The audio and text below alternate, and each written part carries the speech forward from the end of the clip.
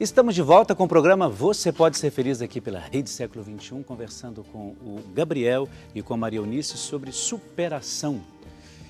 Aliás, um tema, eu diria, fantástico, né? Porque a gente começa a perceber o quanto nós somos, no nosso relacionamento com as pessoas, com Deus, o quanto essa questão da superação faz parte da nossa vida, né? Só que antes, quero lembrar o seguinte, você que já acessou o Facebook, já colocou os seus pedidos, as suas intenções, já curtiu lá, a gente está atento aqui, viu? Estamos atentos a tudo aquilo que, todos os contatos que vocês fazem com a gente, então já agradeço. Você que entrou em contato pelo Facebook, já estamos de olho e daqui a pouco a gente vai falar um pouco sobre isso, vai mostrar ou melhor as suas intenções.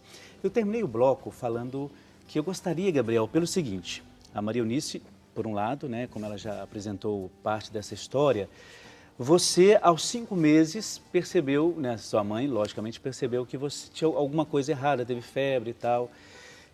Como é que foi? E a partir disso, a sua infância, ela foi praticamente dentro de um hospital.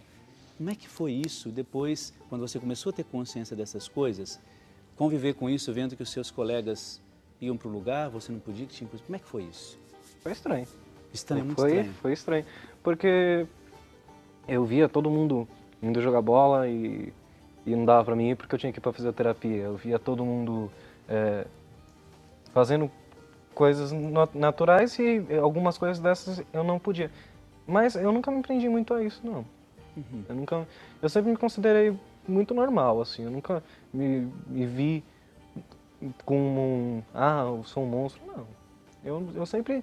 Eu sentia que eu tinha alguma diferença, né, em relação aos outros, mas era uma coisa assim, teve épocas que obviamente incomodou, né, muito, mas não foi uma coisa que tirava sono, por exemplo. Isso, não. Agora, quando você, por exemplo, convivia com os colegas no colégio, na escola, o fato de você, às vezes, ter algumas outras necessidades que eles não tinham, como é que era isso para... Eles perguntavam para você, olha, por que você tem essa bolsa, por que você tem isso? Eles perguntavam isso, como é que funcionava aqui? Então, o difícil é explicar, né? O difícil é explicar porque, não, mas como assim, né? Eu não tenho nada, né, no meu corpo, assim, Tá. Eu não tenho sonda nem nada, eu passo e tiro, né? Tá. Então, é difícil para explicar. Não, mas como assim? Como é que você vai usar sonda? Como é que você vai passar sonda? Como é que a sonda... Como é que é isso? Como é que a sonda... É um caninho. Então é uma coisa que você tem que meio que falar meio que por sinônimo, sabe? Sim.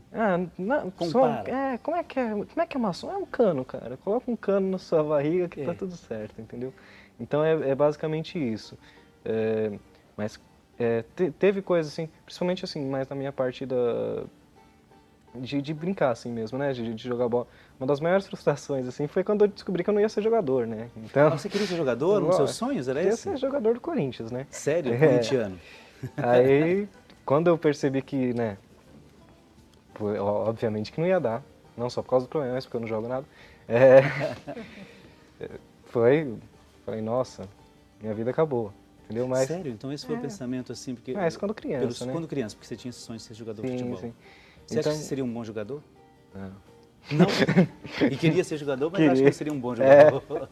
Hoje você vai crescendo, né? Você vai ver, não. Ainda bem que eu não fui, né? Ainda bem. No Corinthians eu hoje está feliz porque eu não estou lá, né?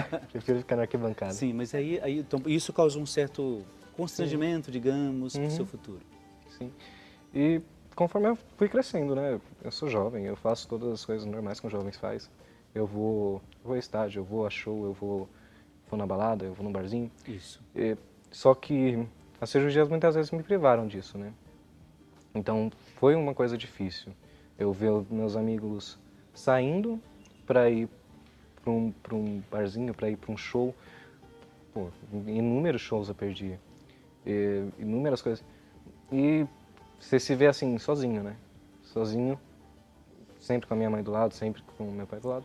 Mas, ao mesmo tempo, né, você pensa, nossa, Deus, por que né, você está fazendo isso comigo? Porque eu tenho... Chegou um momento disso que você olhou para Deus e disse assim, olha, eu sou jovem, estou aqui nessa cama de hospital, está todo mundo aí na balada, fazendo tudo que tem que fazer, eu estou aqui. Inúmeros. Ah, é?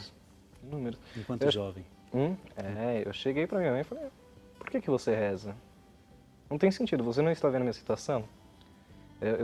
Eu fui meio revoltado, fiquei meio revoltado assim, com Deus por causa que eu me via numa situação que eu falei, eu irei morrer, não tem mais escapatória, né? Então, quando você se depara com isso, assim, eu não consegui lidar tão bem. Eu entrei em desespero, eu falei, por que está acontecendo isso comigo, né? Eu tenho, na época que eu fiz as últimas cirurgias, né, que eu tenho 19 anos, eu tenho 18, 19 anos, eu tinha um emprego, eu perdi meu emprego. Eu estava no último semestre de um sonho que eu demorei bastante para passar na ETEC, eu passei na ETEC. No último semestre que eu ia concluir, eu tive que parar. Falei, mas Puxa. o que está acontecendo? Eu perdi tudo, né, assim. Mas Deus, com o tempo, foi mostrando que eu não tinha perdido, né? Que estava só recomeçando uma nova fase. Começando uma nova fase, né? Não foi um momento de... Maria Eunice, como é que você vê isso? Por exemplo, você aos 40 anos, você teve também toda essa reviravolta, teve que fazer todo o processo, né? É claro, diferente do Gabriel. Quando ele fala tudo isso, que vem aí no seu coração, enquanto mãe? Porque ele disse assim, minha mãe estava lá do lado, né? Ele teve a mãe que, conheço a mãe dele, a Tânia, que está aí, que estava lá, e ela vinha conversar comigo lá, às vezes, padre, e aí e tal. Como é que você vê isso, essa história desse menino dessa maneira? Eu acabei de ver aqui mais uma vez uma mensagem de esperança. Isso, que bom. Um jovem, diante de todas essas dificuldades, com os conflitos todos inerentes, porque um jovem sadio, saudável, tem esses conflitos, imagine, né, numa situação dessa. Mas essa fala de que vou em frente, sou uma pessoa normal, eu me entendo por gente, né, Deus cuida de mim e tal, é uma mensagem de esperança. Eu fico muito feliz com isso, viu, Gabriel? Que bom, que legal. Agora, teve algum momento, o Gabriel disse em relação a essa questão um certo desespero, né? Por que Deus vai fazer isso comigo? Eu com 18, 19 anos, né? Teve algum momento em que vocês perceberam que os amigos não estiveram tão presentes como poderiam estar? Ah, eu de jeito nenhum. Inclusive, Sempre eu relato no livro, tem um capítulo especialmente para falar do apoio que eu tive dos meus amigos. Até depois eu mostrando esse livro aqui, é o livro da Maria Eunice, e você tem um dos capítulos? Exatamente. Um dos capítulos. Ele chama Competência é Preciso, tá. Porque eu falo que para a gente vencer essa batalha, você precisa ser competente também. E essa competência passa pela ajuda dos guerreiros. E os meus guerreiros foram impecáveis. E os amigos estavam comigo. juntos. Com você também, Gabriel, a mesma Sempre, coisa? Sempre. Todos os meus amigos sempre me apoiaram. Mas, de novo, você vai operar de novo. Não, então a gente está junto. É porque foram 16 cirurgias, né? Desde a infância, então... já virou meio que uma rotina. Quando fala cirurgia, tudo bem, vou tomar um copo de água ali, é cirurgia. Bem assim mesmo. Então eles pegavam, mas você vai operar de novo? Vou. Sempre ia no hospital, sempre iam em casa, sempre... a gente tem um grupo de jovens no Servus Teu. E, não, mas não dá para sair para a igreja? Não, a gente vai aí na sua casa, a gente faz aí. Olha, isso é legal. Olha, você que se sintonizou agora, estamos conversando com essas duas pessoas com um testemunho belíssimo de vida. Gabriel, que acabou de estar dizendo para a gente aqui, ele é coordenador de um grupo jovem. Ele poderia ser uma pessoa que, digamos, não queria saber mais um pouco da vida, não é? Quer dizer, olha, Deus fez isso comigo, então tchau, né? Deus fez isso comigo, Deus é culpado de tudo isso. No entanto, ele é coordenador de grupos jovens, de um grupo de jovens na comunidade. Não é? Isso é muito bom. Então, esses mesmos jovens ou outros na época te ajudaram a acompanhar? São basicamente quase os mesmos. São basicamente os mesmos. São cerca de 8 anos de amizade, assim. Então, é uma coisa bem legal que a gente tem. Até a minha ex-namorada na época também me ajudou bastante. Uhum. Então, foi uma coisa bem legal. Nossa, que bom, né? Eu acho que esse testemunho, essa ajuda que a gente tem, por isso que eu perguntei dos amigos, né? Eu acho que é fundamental. Isso te dá uma outra percepção do seu próprio problema, não é? A superação, ela passa por tudo isso, né? Meu Deus, como é que a gente pode vivenciar um momento como esse com os amigos, né? Sabendo que, poxa, tem coisas que tem que enfrentar sozinho, né? E é dentro disso que eu gostaria de fazer a minha próxima pergunta para vocês. Amigos estão ali, firmes, nos ajudam, estão prontos para dar, não digo a vida, mas estar com a gente ali em todos os momentos. Mas há um momento em que você está sozinho, não tem jeito, não tem jeito. E esse momento de estar sozinho, foi difícil? Não. Para vocês dois, estar sozinho, eu tenho um problema, eu posso viver posso não sobreviver ao que eu estou passando. Como é que foi esse momento de estar sozinho com tudo isso? Teve alguma outra força sem seus amigos? Para mim foi horrível. Foi ruim? Foi ruim. Para mim não foi uma coisa boa, não. Porque quando você... eu não gosto de ficar sozinho, né? Então... Que bom, né? Eu também não gosto muito. Não gosto de ficar sozinho. É uma coisa que... Mas quando eu me via sozinho, quando você encostava a cabeça no travesseiro do hospital lá, passava, né? Que você podia nunca mais ter voltar, né? Você nunca mais ia fazer as coisas que você deixou de fazer.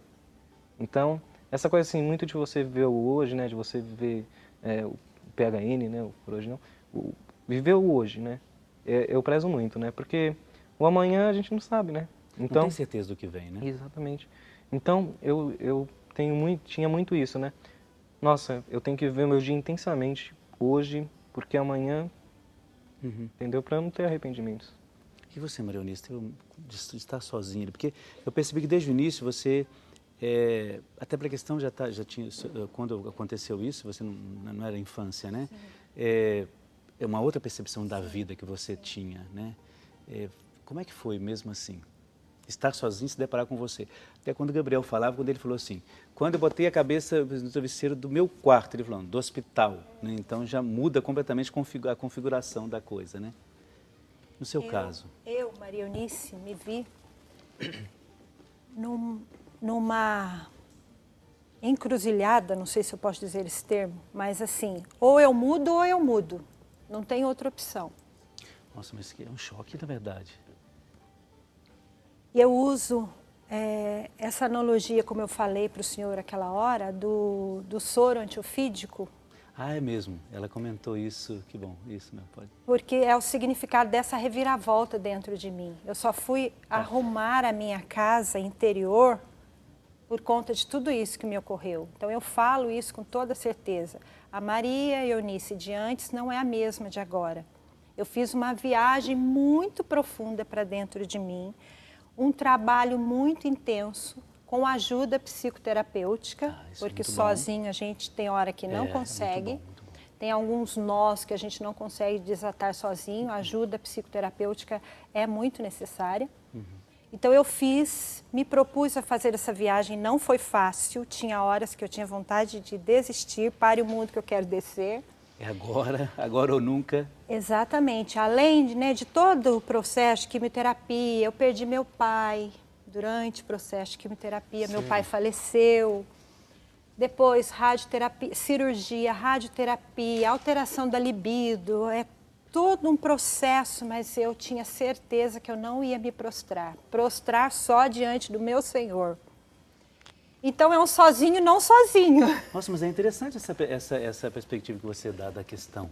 Porque, assim, estar sozinho, não necessariamente... Você está sozinho enquanto corpo, sozinho ali no seu quarto, mas, na verdade, não só... Porque a sua confiança inabalável em Deus. Exatamente. Ele tomando conta, meu nome está tatuado na palma da mão dele, eu sei que está. Que bom, graças a Deus. E não é escrito, é tatuado na palma da mão dele. Que bom. Ele me sustenta. Que bom. Essa certeza eu tenho. Que bom. Absoluta. Olha só, você que ligou agora a televisão, no programa Você Pode Ser Feliz, estamos conversando com o nosso querido irmão Gabriel, nossa querida irmã Maria Eunice, falando da superação. E agora... Vocês sabem que várias pessoas ligam apresentando os pedidos de oração, é isso que eu vou fazer agora, mostrando, rezando junto com essas pessoas. Quero lembrar de uma maneira muito especial, daqui a pouco eu mostro lá, eu quero mostrar lá o pessoal do Facebook, mas agora eu quero lembrar dessas pessoas que fazem os seus pedidos de oração, como a Marli Oliveira de Menezes, ela é de Cacimbinhas, lá em Alagoas. Ela pede oração por toda a sua família, oração por ela mesma, cura e libertação, depressão, angústia. E ela diz aqui que faz mais de um ano que ela está com depressão, né? Toma medicamento. Olha, o caminho é esse, viu, Marli? A depressão, a gente não pode fugir dela. A melhor coisa que a gente tem para fazer diante de um problema, como os nossos irmãos aqui estão testemunhando, é enfrentar o problema. Precisou de medicamento, tem que tomar. Eu acho que isso nos ajuda muito. E, claro, uma fé diante de Deus, isso também é o que mais nos sustenta. A Jane Graciele, de Petrolina, em Pernambuco, também pede oração por ela mesma, por todas as pessoas da sua família. Ela pede por sua irmã, Maria Nete, que também descobriu um câncer viu, Maria Eunice, né? Como você, a irmã dela descobriu um câncer, pede também por cura e libertação, pede oração por essa irmã dela. Renato Alves Dantas, de Guaratinguetá, no interior de São Paulo, pede oração pelos seus antepassados, da família materna e paterna de Renato Alves, dele mesmo, não é? Maria Zuleia Fontes da Silva, é de Morrinhos, lá em Goiás, pede oração por ela mesma, pelo filho Victor, que sofreu um acidente. Ela diz assim, o carro capotou e não sobrou nada, mas ele saiu ileso graças às mãos ensanguentadas.